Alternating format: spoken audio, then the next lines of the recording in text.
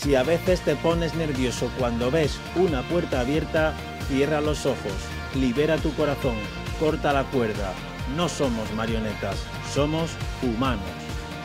Reflexiones desde la psicología y el coaching para tu desarrollo personal y profesional.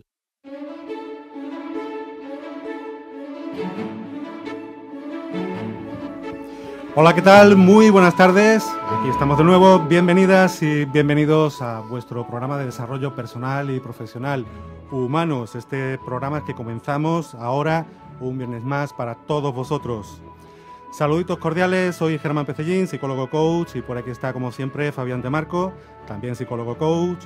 Desde la distancia, ya lo sabéis, por motivos profesionales, la colaboración de Ausi Marciano, psicóloga experta en comunicación y género. Y en el control de sonido tenemos una semana más el placer de tener a Sonia Panteón. El tema de hoy seguro que también os interesa. Conoce tu memoria. ¿Y qué decir de nuestro experto invitado con quien lo vamos a tratar? De momento, solo os digo que es Damián Uroz Garelli. Os invitamos a que os quedéis aquí con nosotros en Humanos, en Radio Guadaira, para que lo conozcáis. Comenzamos. Buenas tardes, Fabián. Hola, Germán, y muy buenas tardes a todos los que están del otro lado de la radio. Hoy contamos con un experto invitado que, adelantando algo, deciros que con solo escucharlo me transporta a mis raíces, y ya comprenderéis por qué digo esto. Compartirá con todos nosotros un tema que nos permitirá saber más sobre la importancia de tener unos conocimientos apropiados sobre la memoria y los procesos implicados en ella. Continuamos creciendo en nuestro desarrollo personal y profesional. Hoy un tema de relevante actualidad. Conoceremos el punto de vista de Damián Uroz Garelli, nuestro experto invitado, y aprenderemos con él más sobre este tema. Conoce tu memoria. Para vosotros, que sois los que no os conformáis con hacerlo posible. Para vosotros, que sois los que lo hacéis posible. Para vosotros, que sois humanos. En esta tarde nos acompaña en Humanos Damián Uroz Garelli. Damián está con nosotros para hablarnos sobre el tema de hoy. Conoce tu memoria. Os recordamos que a partir de ahora mismo podéis enviarnos vuestras sugerencias, comentarios y aquellos temas que queráis que tratemos con nuestros próximos expertos invitados a través de nuestro correo electrónico. Participa @humanosradio.com. Síguenos en Twitter @humanosradio. Visita nuestro blog humanosradio.com y nuestra página de Facebook Humanos Radio. Las personas efectivas no se orientan hacia los problemas, sino hacia las oportunidades. Humanos, viernes de 1 a 2 de la tarde en Radio Guadaira. Para tu desarrollo personal y profesional, Humanos.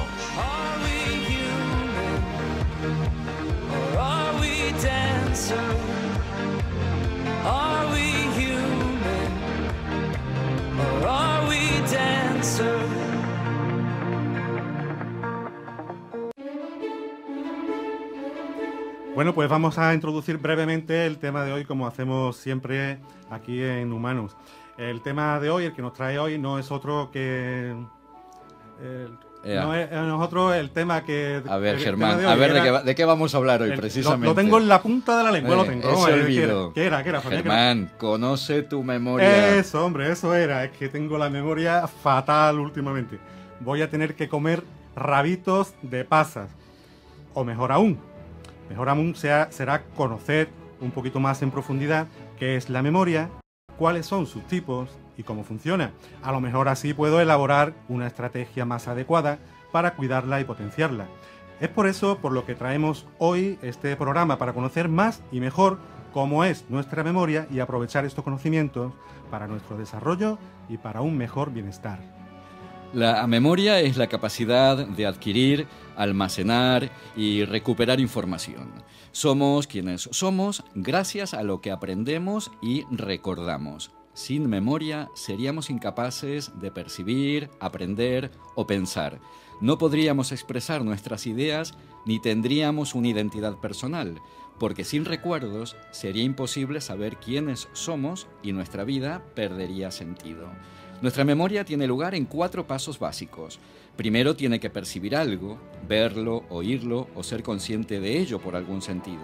Después debe introducirlo en su memoria y en tercer lugar retenerlo. Finalmente, ha de ser capaz de encontrarlo para que aquello pueda ser utilizado. Yo creo que lo primero que tenemos que saber es que existen diferentes tipos de memoria. A ver si me acuerdo y os lo digo.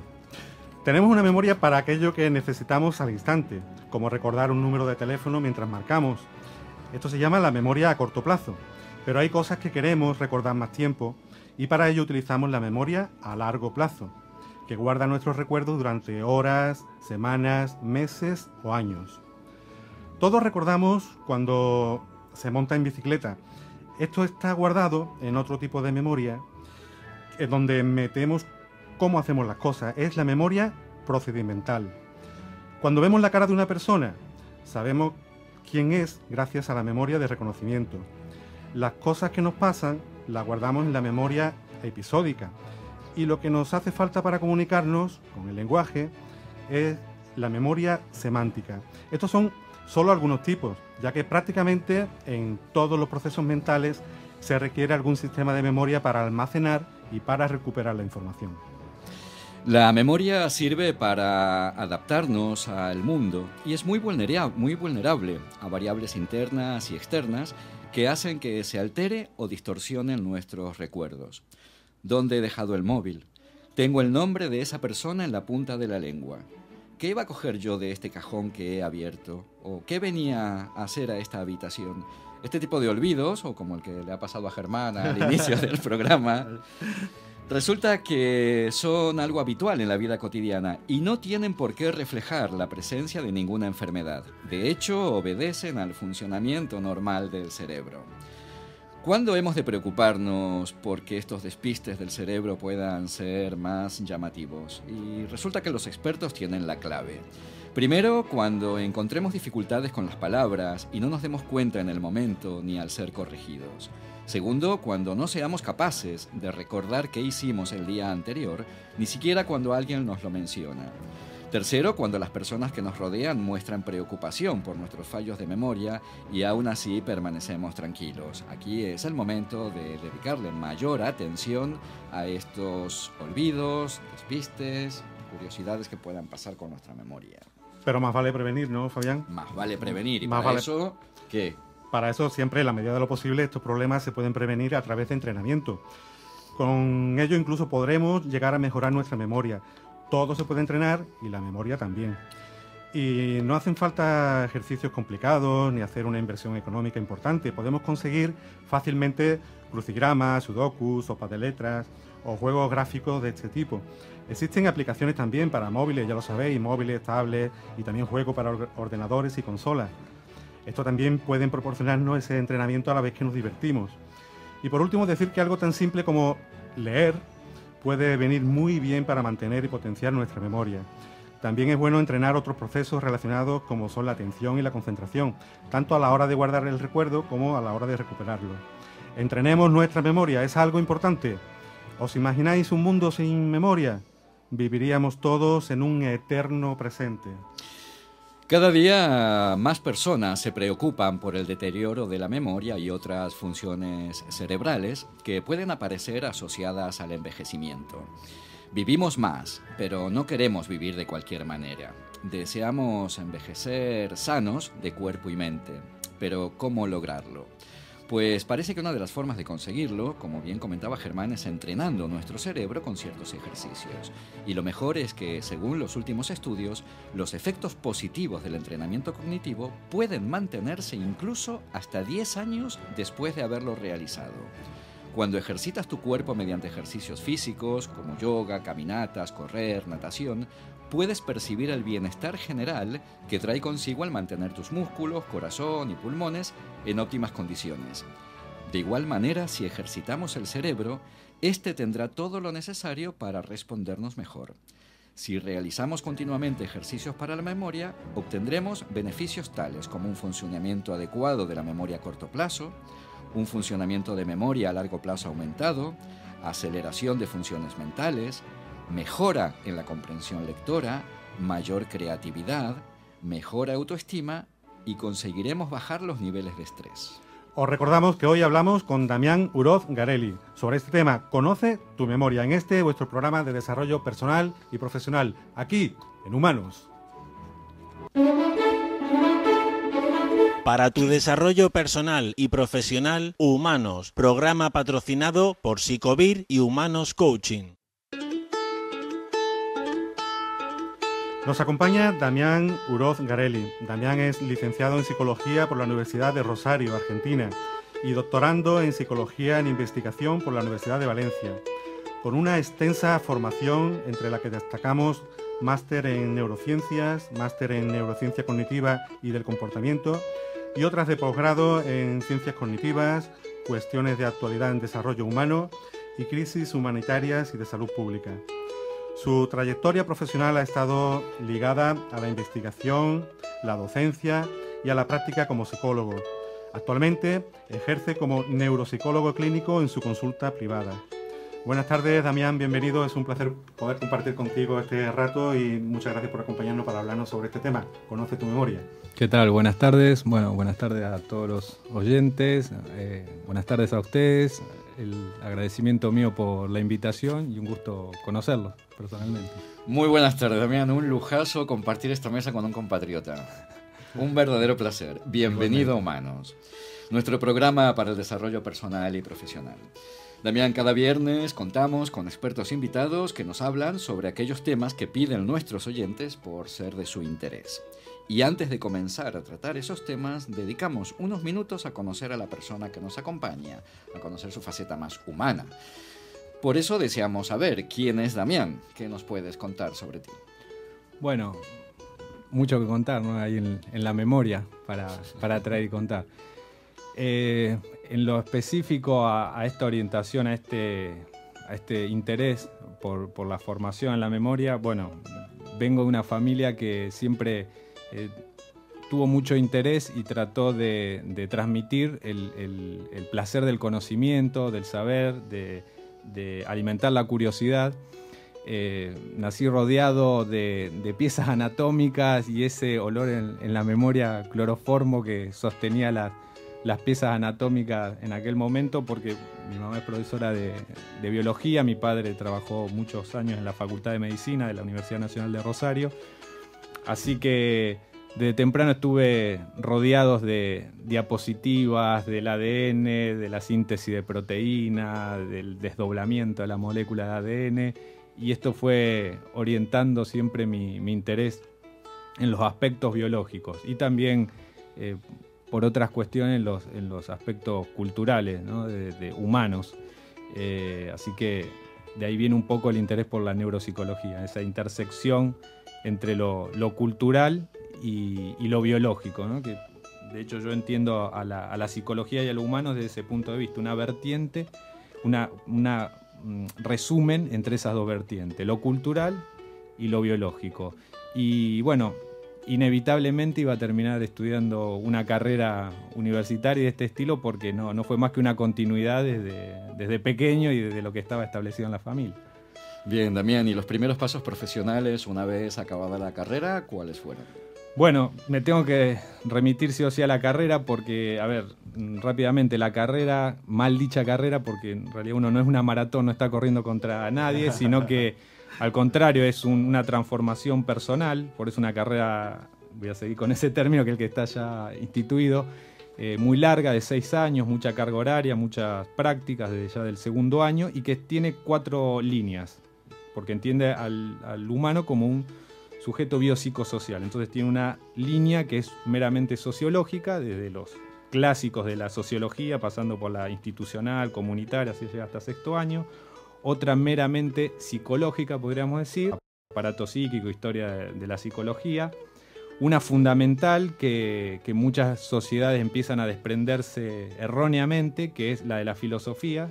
Tengo filosofía clásica, epistemología, historia del pensamiento, de los vitalistas, ¿no? Que trataban de ver, entender los primeros fenómenos de la naturaleza, darle alguna explicación, filósofos medievales hasta la actualidad, y la línea biológica, desde las primeras filosofías también de la biología, que eran los creacionistas, pasando por el evolucionismo, hasta llegar a los ecosistemas. Y un poco ya orientado, atraído por esa línea principalmente, insisto, como lo decía antes, porque en esa rama he encontrado cómo la cultura a través de las palabras, de los símbolos, se entreteje en el tejido, y específicamente en el tejido nervioso, cómo la cultura ingresa. Para mí ahí fue fundamental la lectura de Lev Vygotsky, psicólogo ruso que hoy fue desestimado en su momento por ambos hemisferios del planeta, uno por Stalin y de otro lado por ser un rojo, y ahora renació y es lo que se entiende la psicología cultural. Y un alumno de él que ha sido Luria, Alexander Luria, que es desde la historia occidental, ¿no? Porque uno tiende a globalizar, pero en realidad la historia de esta parte del mundo, es considerado el padre de la neuropsicología, y ahí está bien claro cómo se incorporó esa palabra, esa cultura en el tejido orgánico. Y allí, en esta orientación, en el 6º año de la carrera, ingreso por una solicitud que sale de mi universidad, un convenio que había en mi universidad con una universidad norteamericana por estudiar el traumatismo de cráneo.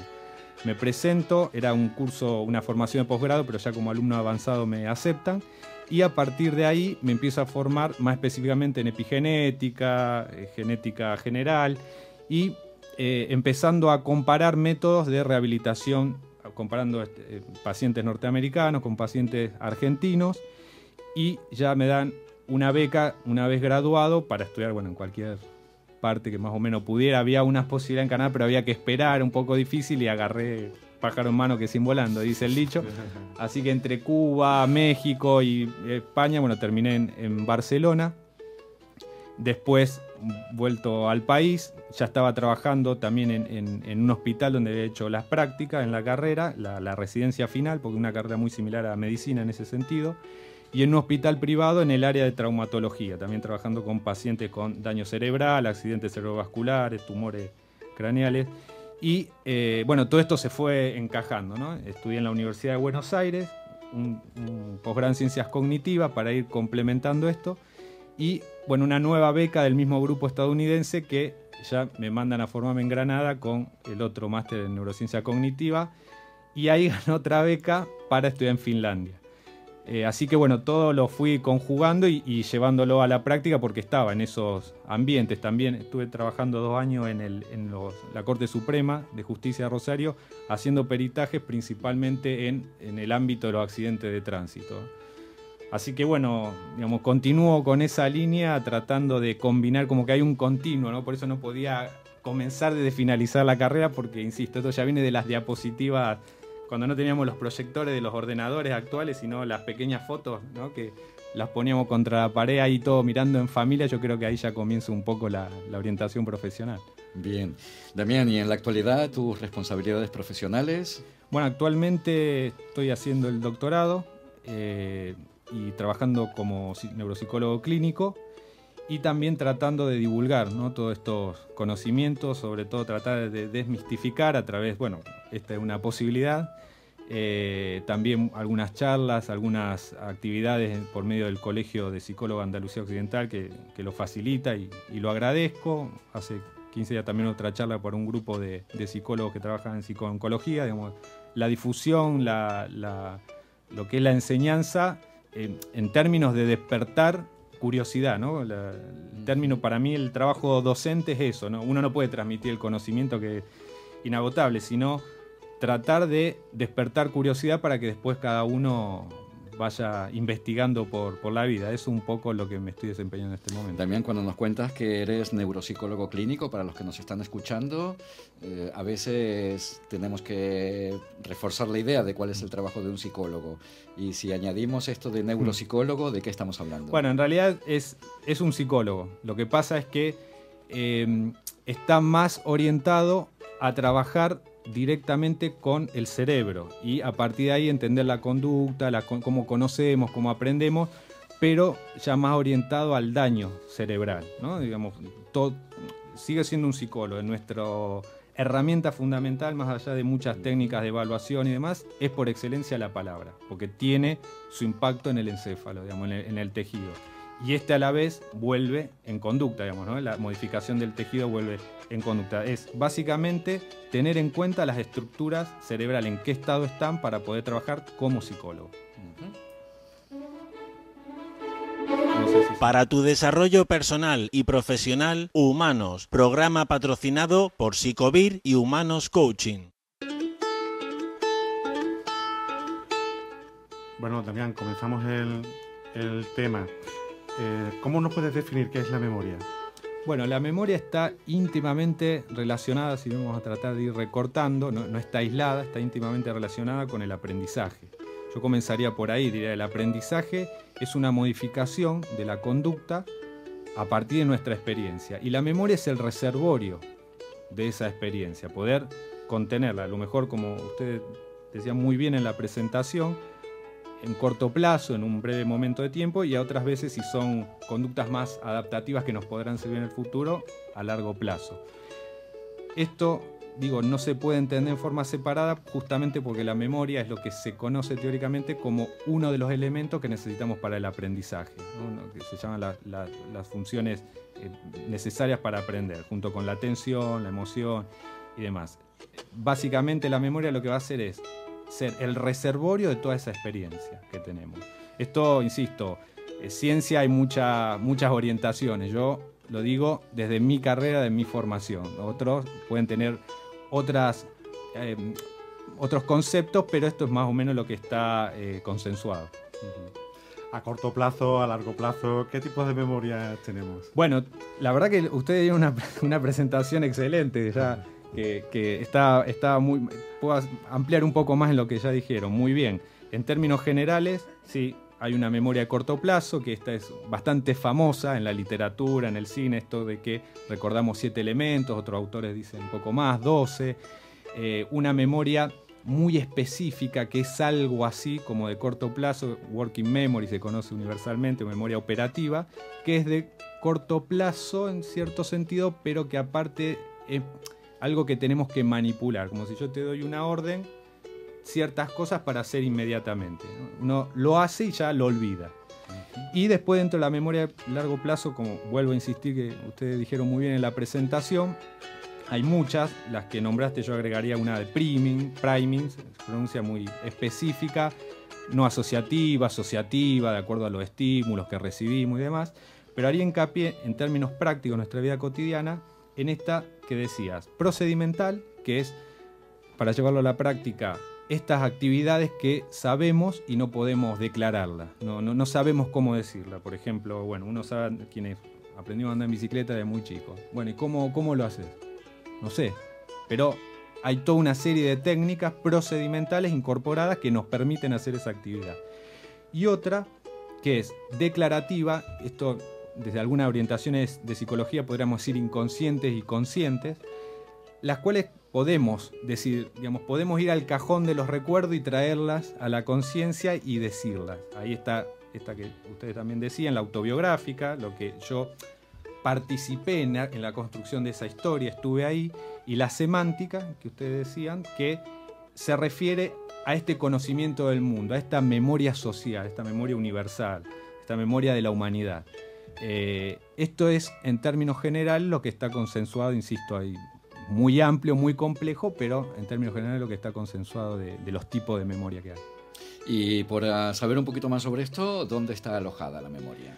Bueno, interesante pregunta. A ver, la memoria está y no está alojada. Desde luego que está en el cerebro. Eso está claro. Toda la orientación en este campo de conocimiento es claramente materialista. Digamos, no hay individuo, no hay persona fuera del cerebro que le preexista ni que le exista luego del cerebro. Está ahí. Pero todos estos tipos de memoria tienen, vamos a decirlo así, más predominancia en ciertas áreas cerebrales que en otras. Si queremos hacer como un núcleo de la memoria, podríamos decir el hipocampo, que es una estructura basal, está en la base del cerebro para que nos podamos ubicar. Esto es lo que se dice el lóbulo temporal. No es muy difícil. Temporal se refiere a que es la zona de nuestra cabeza en donde pasa el tiempo o se nota el paso del tiempo que aparecen las primeras canas. A eso hace referencia. El mío está más desarrollado. Así que, claro, ahí confunde un poco dónde se ubica, ¿no? En ese caso. Vea cómo lo tengo. Ahí queda. Pero digamos, todas las estructuras están relacionadas, pero esto es una zona fundamental en tanto en cuanto recibe información y luego la transfiere a otras zonas y luego vuelve a recoger esta información para volverla a la conciencia. Eso es una de las cosas por la cual es central. Pero insisto, ¿no? Hay otras áreas cerebrales que también hay fragmentos de los tipos de memoria en que se encuentran ubicados. ¿Está ubicado entonces por todo el cerebro? Sí, está distribuido, sería la palabra correcta. Que, insisto, cada una de estas memorias que hemos nombrado antes tienen mayor, digamos, un centro neuronal más principal en ciertas partes del cerebro. Lo decía por aquel mito de que solamente usamos el 10% de nuestro cerebro. Bueno, eso viene porque en los primeros estudios de neuroimagen, finales de los 70, principios de los 80, no se tenía todavía todo un bagaje de conocimiento de todas las actividades que podía realizar el ser humano y su correlato neuronal, viéndolo en vitro. Entonces, nunca daba que todo el cerebro estuviera funcionando. Siempre había partes oscuras, pero esto no es cierto en lo más mínimo. De hecho, hay una película que se estrenó hace poco en el cine que juega con qué pasaría si usáramos todo el cerebro. Y bueno, ahí tiene superpoderes esta persona. Bueno, la verdad es que usamos todo el cerebro. Lo que pasa que, como decía antes, está dividido en dos partes, ¿no? Trabajan en paralelo y en distribuido. O sea, no está todo encendido, no está funcionando todo el tiempo, pero lo usamos todo. Todos lo usamos todo. Buena noticia. Y concretamente la memoria, ¿cómo funciona? Bueno, la memoria en una forma esquemática, podríamos decir que hay una parte en donde nosotros codificamos la información, esta que puede venir desde afuera, puede venir desde adentro, ¿no? Estímulos que pueden ser conscientes, otras veces inconscientes, digamos que somos conscientes que lo percibimos, otras veces no. Hay un momento en que se reserva esa memoria, como decíamos antes, corto, largo plazo, ¿no? Hay distintas características, y otro momento que sería el de recuperación, en donde uno podría imaginarse que tiene un fichero, ahí lo va cogiendo los elementos de nuestra vida, externa, interna, los deposita ahí, es el segundo momento, y el tercero en que lo va a buscar. A veces no podemos encontrarlo, ¿no? Y a veces directamente ni siquiera recordamos que guardamos eso en el fichero, o no sabemos que hay otro fichero. Ahí viene un poco el juego de estos tipos de memoria. Y entonces, Damián, ¿por qué olvidamos las cosas? Bueno, olvidamos porque es necesario y saludable, primero. Un fenómeno se puede manifestar y, sin embargo, el basamento, el motivo puede ser muy, muy diverso. Olvidar puede olvidar uno, porque es necesario. Yo siempre recomiendo una novela fabulosa, muy breve, que la recomiendo, incluso en mi web se puede descargar, que es Funes el Memorioso, de Jorge Luis Borges, que es un poco la fantasía de qué ocurriría si no olvidáramos nada. No podríamos generalizar esto que también... Bueno, acá hay un psicólogo, también Jorge Bucay, ¿no? Que gestaltista, saben muy bien los psicólogos gestaltistas que necesitamos el uso de la inteligencia, de poder ir al fichero y utilizar esa información, es generalizar un poco, es poder transferir cierta experiencia a otra, y para eso necesitamos olvidar ciertas cosas, para que no sea tan exacto. Esto es lo que juega un poco Borges en ese cuento. También podemos olvidar por una patología adquirida, por una patología, bueno, o por el envejecimiento mismo.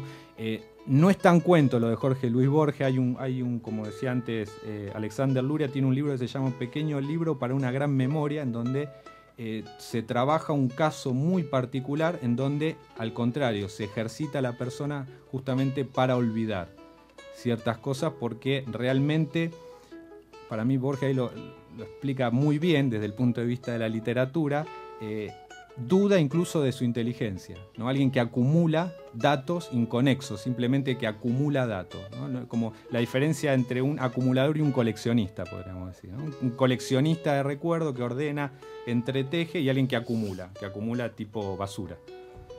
O sea que olvidar, ¿por qué? Bueno, por un proceso normal o patológico. Habrá que ver las causas, eso habrá que ver cada persona, ¿no? Cada historia. A veces escuchamos quien pueda decir algo así como que son tantos los datos que tengo ya en la cabeza que no me caben más.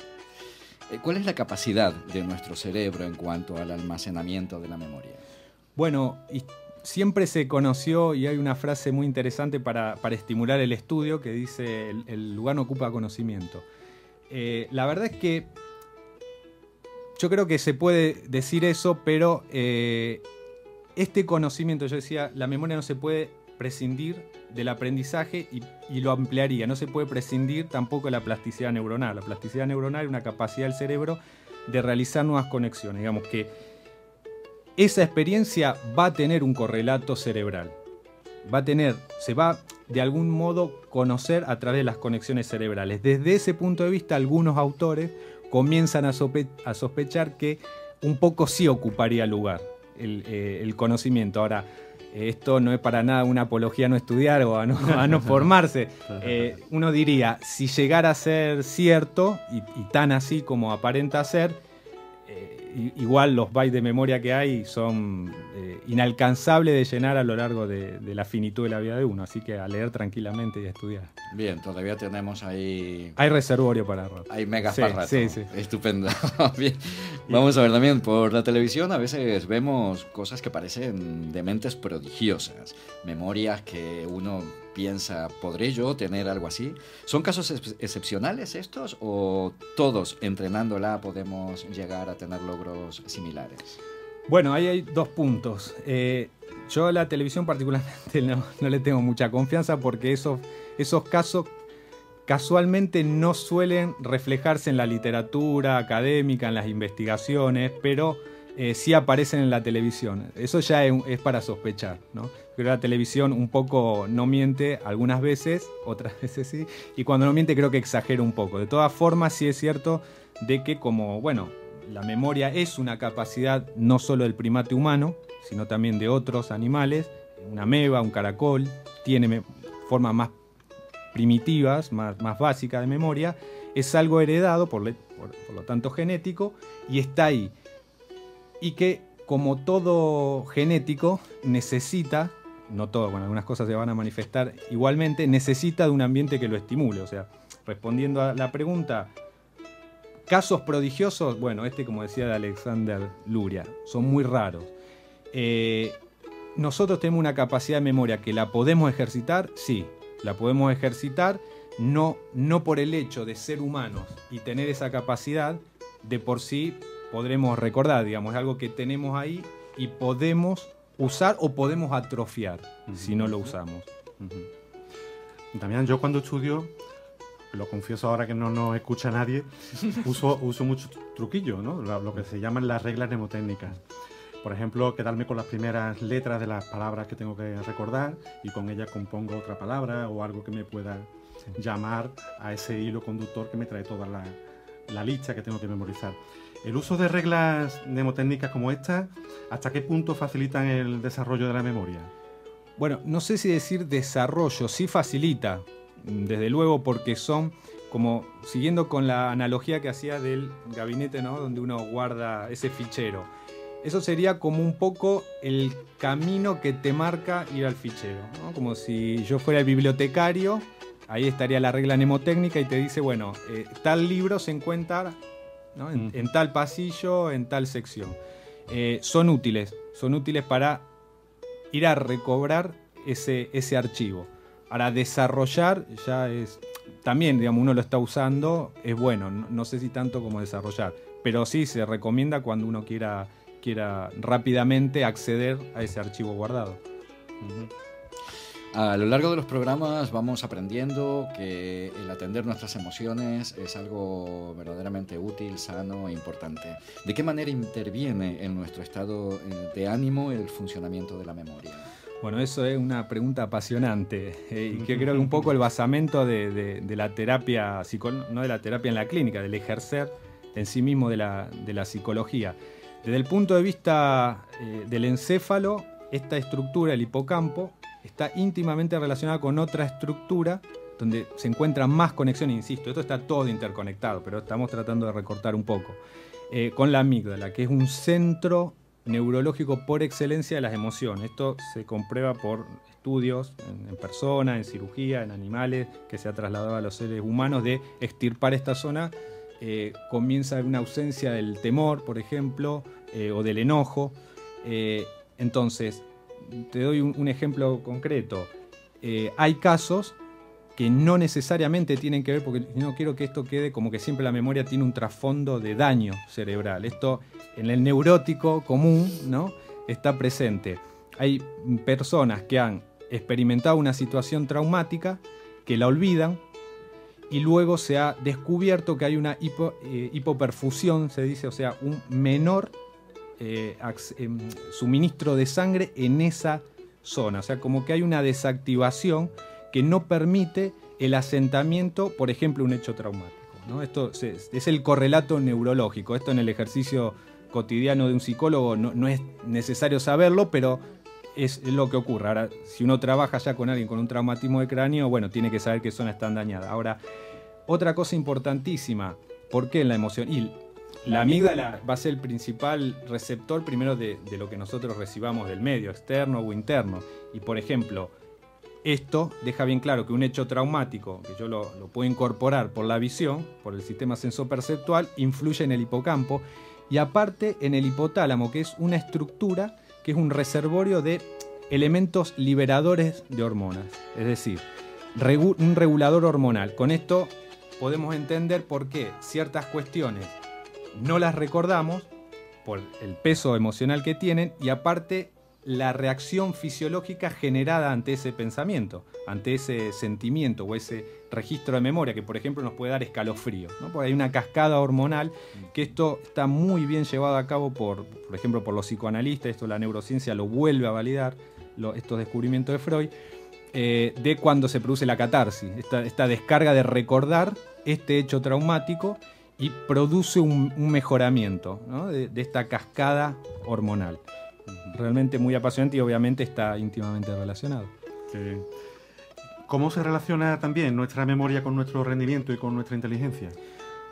Bueno, yo creo que la memoria es rendimiento, pero siempre y cuando podamos acceder a ese fichero. Un poco es, digamos, mejorar, yo diría, siempre que la usemos. Si yo tengo facilitado el camino de acceso a ese fichero, pues voy a tener mejor rendimiento de las cosas que aprendí. Recordemos que esto está unido con el aprendizaje. Entonces, cuando esté enfrentándome a una situación que ya la he vivido y la recuerdo, puedo adaptarme. Inteligencia para mí pasa por ese concepto, adaptación. No tanto por esto que muchas veces se preocupan las madres de, bueno, tal nota en tal asignatura o no. Así que yo creo que con ciertas técnicas de concentración podemos facilitar ese uso y esa inteligencia. Muy bien, Damián. Antes de que nos cuentes cuáles son las claves prácticas sobre este tema, Conoce tu memoria, te invitamos a ti y también a nuestros oyentes a que escuchemos el relato que hoy nos ha dejado Ausi. Así que todos juntos a disfrutarlo. Para tu desarrollo personal y profesional, Humanos, programa patrocinado por Psicovir y Humanos Coaching.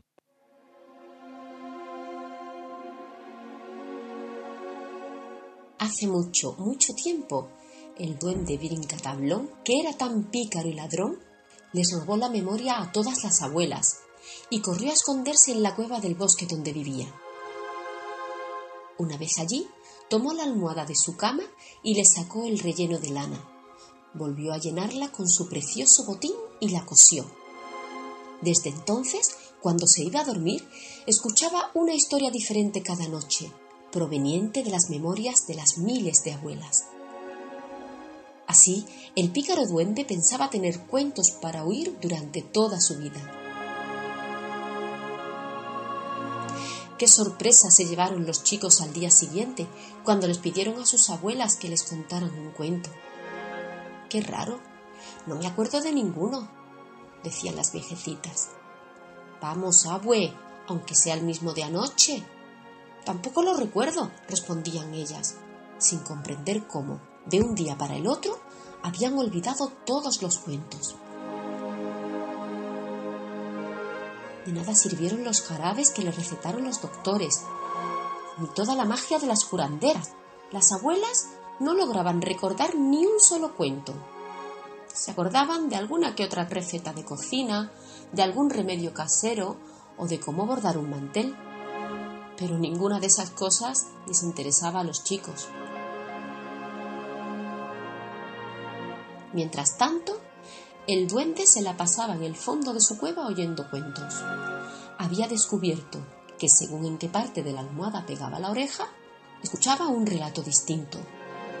En el centro estaban las historias de piratas que hablaban de tesoros escondidos, playas lejanas y rudos marineros. Un poquito más arriba sonaban cuentos de hadas, con bosques encantados, dragones que echaban fuego y princesas prisioneras. En la punta, donde se formaba una orejita a la almohada, al duende se le hacía agua a la boca oyendo fábulas de ciudades de caramelo, con torres de chocolate, lagos de almíbar y árboles de turrón. Pero sobre la costura, el duende Bricatablón se cuidaba muy bien de no volver a poner la cabeza. Allí, entre las puntas del hilván, habían quedado cosidas la memoria de una abuela que coleccionaba cuentos de terror.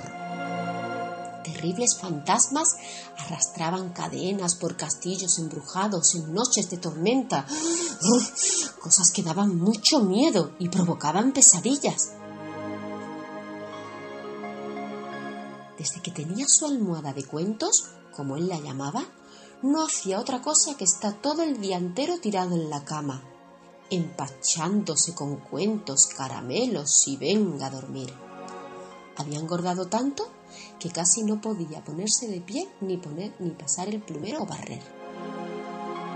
En poco tiempo, la cueva se le llenó de polvo y telarañas, y lo peor, de polillas. Las polillas se comieron la ropa, el mantel, el colchón. Y una noche, mientras dormía, se comieron el forro de la almohada. Fue entonces cuando las memorias escaparon y volaron para reunirse con sus respectivas abuelas. Cuando el duende despertó y vio lo ocurrido, se enojó tanto con las polillas que estuvo toda la mañana persiguiéndolas y amenazándolas. Las abuelas recuperaron su memoria, pero como se enteraron de que había sido el duende quien se las había robado, decidieron escribir sus historias en papel, por si alguna vez el pícaro ladrón volvía a hacer de las suyas. Y así fue como nacieron los libros de cuentos. El día en que las abuelas perdieron la memoria, un cuento de Óscar Salas. No dejemos que los duendes se adueñen de nuestros recuerdos. En la medida de lo posible podemos cuidar nuestra memoria y potenciarla, siempre sabiendo que es cuestión de conocerla y entrenarla, y no una mágica cuestión de duendes. ¿Cuál es tu opinión? Déjanos tus comentarios en nuestra cuenta de Twitter, @humanosradio, y en nuestro muro Humanos Radio de Facebook. Humanos, un programa de Radio Guadaira. Puedes escucharnos en el 107.7 de tu dial y también a través de la web radioguadaira.es. Si quieres ver los vídeos de nuestros programas, puedes encontrarlos en el canal de YouTube Humanos Radio o en nuestro blog humanosradio.com.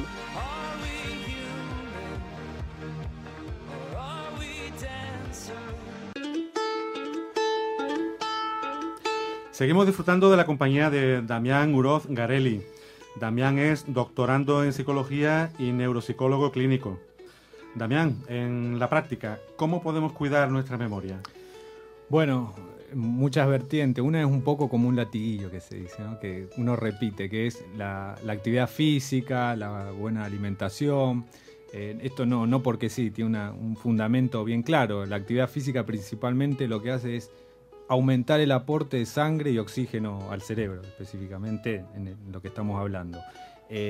La buena alimentación, porque variada, básicamente, porque son los nutrientes que va a llevar la sangre. Y del punto específicamente neuropsicológico, para mí es un término apasionante que lo aclara, que eso lo invito a la gente que está escuchando que lo busque, que la documentación que hay mucha, que es la reserva cognitiva. Es muy sencillo, leer y leer cosas que nos parezcan complejas, un poco llevando a un concepto nuevamente de Lev Vygotsky, la zona de desarrollo próximo, que Lev Vygotsky no es solo educación, hizo una escuela de psicología muy profunda, pero bueno, este es uno de los conceptos más difundidos.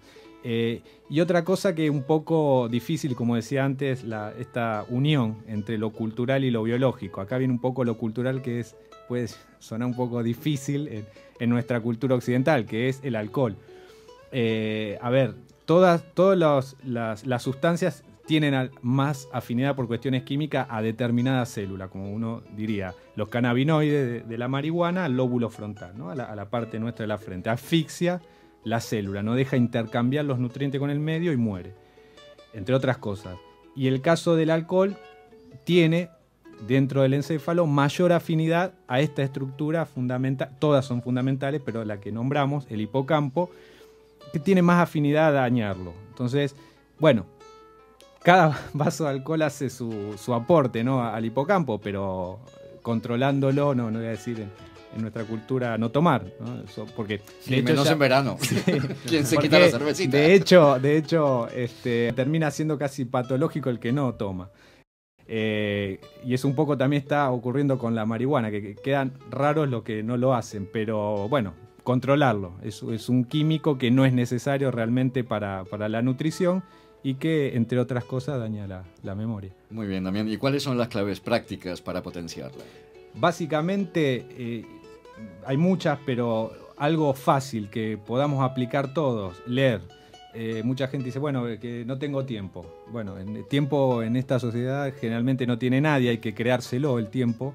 Yo diría, como término práctico, como antes hablábamos de la nutrición, agregar a la dieta un libro. De lo que sea, del interés que uno tenga.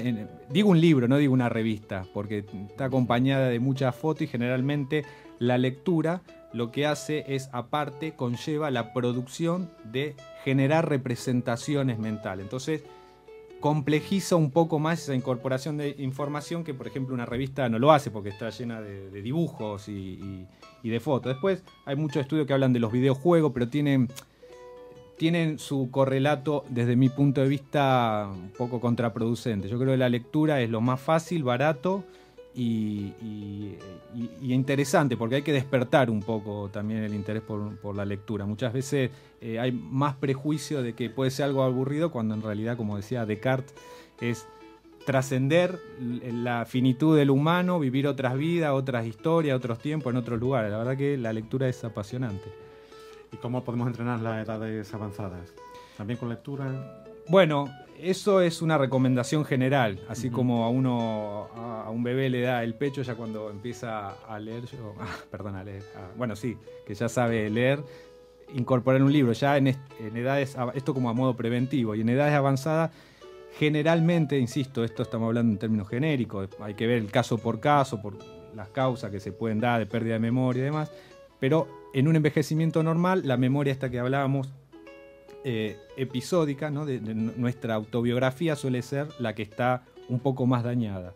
No así la memoria esta general del conocimiento del mundo. Entonces, una forma práctica, insisto, pues cada uno la adapta a su capacidad, a sus necesidades, es asociar los elementos nuevos que tengo que incorporar. Por ejemplo, voy a hacer una compra, asociarlo de alguna manera con ese conocimiento histórico general más arraigado, como si te digo, comprar determinados elementos en el supermercado, asociarlo con países, ¿no? Si yo sé mucho de geografía. Insisto, esto después hay que adaptarlo a la necesidad de cada uno. ¿Y la memoria depende más de este entrenamiento, de este aprendizaje, o la carga biológica que traemos, genética? Bueno, esto es la eterna discusión que para mí ya está finalizada, pero de alguna manera siempre entretiene entre la naturaleza y la biología, natura nurtura, se suele decir. A ver, un ejemplo claro que no es específico de memoria, pero tiene que ver con el aprendizaje. Los niños lobos, tan conocidos en la bibliografía, de estos niños que, a ver, todo ser humano tiene la capacidad, por ejemplo, del lenguaje, de la memoria, pero si está en un ambiente que no le ha posibilitado desarrollar esa capacidad, y más en esa etapa que es primordial de la niñez, nunca más logran adquirir el lenguaje en la manera en que lo puede hacer un adulto. A lo mejor como un lorito lo pueden hacer, ¿no? Repetir palabras sin tener significado. Algo parecido pasa con la memoria. Uno la tiene, digamos, es una capacidad propia del primate humano. También lo tienen otros animales, como decía antes, pero sí o sí, como gran parte de la carga genética que tenemos, necesita de esa activación del ADN, como se dice en este ámbito cuando se produce la plasticidad neuronal, de ejercitarla, de activarla, y desde ese punto de vista el que lo está activando es el medio cultural. O sea, yo diría, no hay más predominancia. Los dos se necesitan. Puedo tener una cultura muy, muy estimulante y, digamos, si no soy humano que tengo memoria, no se va a producir nada y viceversa. Interesante. ¿Y cómo podemos saber más sobre este tema? Bueno, yo internet tengo cierta aversión por buscar, porque, como suele decir el doctor Google, por ahí no es un buen titulado. De todas formas, de hecho hay estudios de profesionales que norteamericanos. Tengo un libro que hace todo un estudio del contenido de internet y demuestra que hasta el 80% es información errónea o digamos, con malos conceptos. De todas formas, hay una página que es de los Institutos Nacionales de Salud de Estados Unidos, que está en castellano también, en donde ahí uno puede encontrar definiciones muy breves de divulgación general y puede encontrar ciertas pautas. Por ejemplo, una forma de búsqueda en Google es poner memoria, NIH, que son las siglas en inglés de este instituto. Y así otras cosas, de fármaco. Me parece a mí que es información certera, veraz y resumida, breve de muchos estudios, no de la orientación de un gurú. ¿No? Porque muchos para vender libros se hacen como el gurú, y en realidad en ciencia, por suerte, no hay gurú. Todos aportamos un poco y ahí hacen un resumen de los conocimientos humanos. Y está en castellano la página. Está en castellano. Sí, si uno poniendo la palabra en castellano va a ir automáticamente a buscar. Después hay otros libros, si alguien quiere algo más técnico, Eric Kandel me parece fabuloso. El premio Nobel en el año 2000, en cuestiones de divulgación un poco más técnica, es fabuloso. Eso se puede conseguir en cualquier librería. En Busca de la Memoria, un libro que es apasionante y mezcla su vida con los descubrimientos que tienen que ver con la memoria y que le llevaron a ganar el premio Nobel. Muy interesante. Podríamos quedarnos horas escuchándote, Damián, pero llega el tiempo ya y tenemos que ir cerrando esta entrevista fantástica. Pero antes de despedirnos, te pedimos un mensaje para nuestros oyentes. Bueno, lo que me gustaría que quede claro es que esto no es algo exclusivo de la enfermedad. Esto, cuando uno ve, por ejemplo, en la terapia, una pareja y cuenta una historia, ¿no? Él y ella, por ejemplo, cuentan el mismo fenómeno en forma distinta. Y no es porque están mintiendo, es porque han hecho una selección de los elementos que lo inscribieron en la memoria a su modo. Esto lo expresa muy bien Nietzsche en un libro que se llama Sobre la utilidad y el perjuicio de la historia en la vida. Esto, lo que es la memoria del ser humano, se reproduce a nivel social en la disciplina historia. Se reproduce igual. Ahí Nietzsche demuestra, o Edward Carr, que otro historiador inglés, en un libro que se llama ¿Qué es la historia?, cómo los historiadores van seleccionando ciertas cosas que consideran que tienen que quedar en la historia y otras cosas que caerán en el olvido. Eso lo reproducimos individualmente, no siempre conscientemente, y para eso es lo bueno de la psicoterapia. Pues muy bien, pues muchas gracias a Damián Uroz Garelli, nuestro experto invitado de hoy, por haber aceptado nuestra invitación y haber compartido con nosotros estas importantes claves sobre este interesantísimo tema. Conoce tu memoria. Te deseamos los mayores éxitos personales y profesionales. Muchas gracias por venir. Muchas gracias a ustedes por la invitación y a todos los oyentes por escucharnos. Muchísimas gracias, Damián, por haber dedicarnos este rato de viernes en el que hemos aprendido más con tus opiniones, con tus experiencias, con tus grandísimos conocimientos sobre este tema acerca de Conoce tu memoria. Muchas gracias y todos los éxitos. Para tu desarrollo personal y profesional, Humanos, programa patrocinado por Psicovir y Humanos Coaching. Os recordamos que podéis contactar con nosotros a través de nuestro correo electrónico y hacer vuestras sugerencias sobre aquellos temas que sean de vuestro interés para que los tratemos con nuestros expertos invitados aquí en Humanos. Participa @humanosradio.com. Síguenos en Twitter @humanosradio. Visita nuestro blog humanosradio.com y nuestra página de Facebook Humanos Radio. Hay quien ve las cosas y se pregunta por qué. Yo las veo tal y como podrían ser y me digo, ¿por qué no? Humanos, viernes de 1 a 2 de la tarde en Radio Guadaira. Para tu desarrollo personal y profesional, Humanos.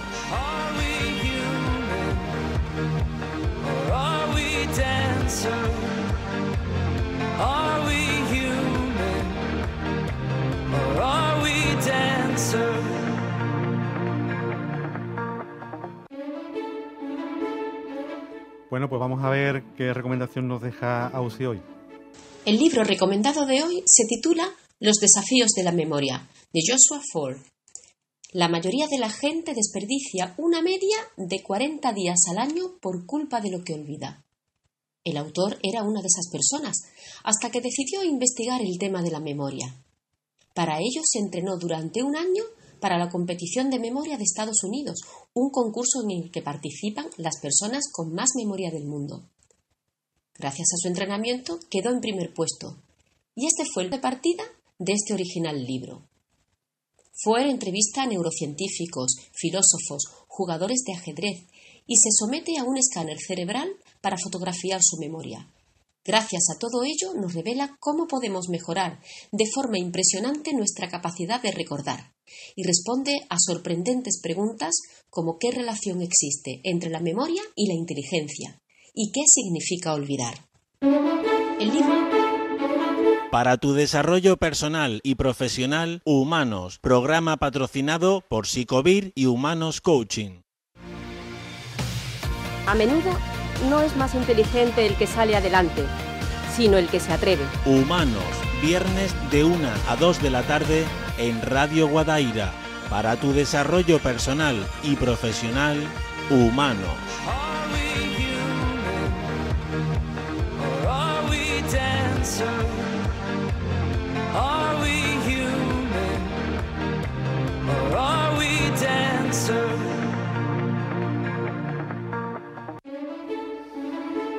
Finalizamos el programa de hoy y hemos contado con Damián Uroz Garelli. Damián nos ha dado la oportunidad de saber algo más sobre Conoce tu memoria y compartirlo para vosotros que sois los que no os conformáis con hacerlo posible, para vosotros que sois los que lo hacéis posible, para vosotros que sois humanos.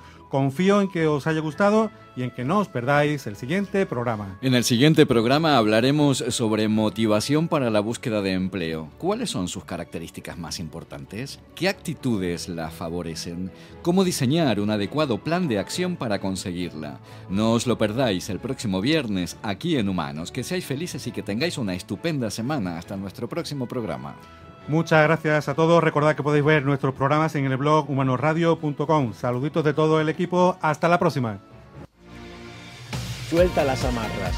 Navega lejos de la seguridad del puerto. Deja que las velas se hinchen.